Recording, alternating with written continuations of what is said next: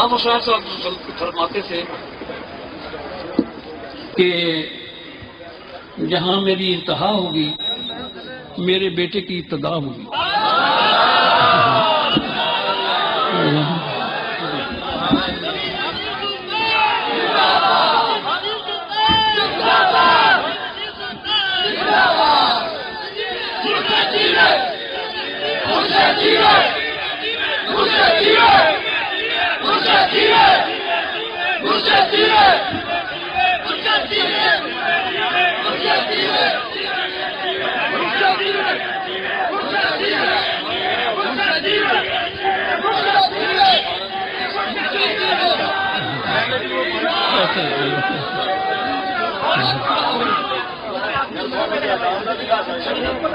جہاں میری انتہا ہوگی میرے بیٹے کی وہاں ابتدا ہوگی.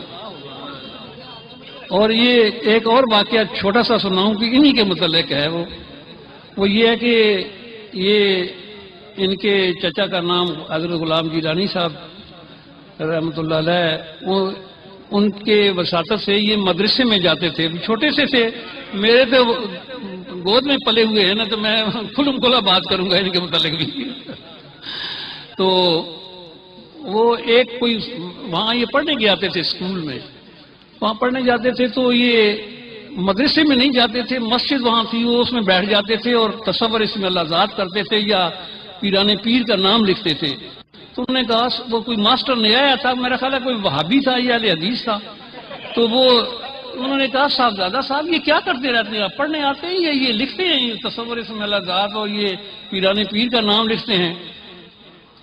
تو وہ جو ہے نا اس کی جو بیوی تھی وہ بیمار ہو گئی، اس ماسٹر صاحب کی بیوی بیمار ہو گئی. اس نے سارے علاج کروائے، وہ کہیں ٹھیک نہیں، کبھی جھنگ لے جا رہے ہیں، کبھی اس لاہور لے رہے ہیں.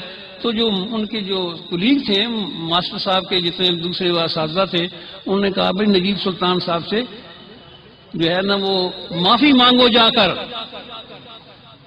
ان کے پاس وہ آیا وہ ماسٹر صاحب، انہوں نے کیا شرط رکھی، انہوں نے کہا تم بھی تصور اس میں ذات لکھو اور پیران پیر کا نام لکھو.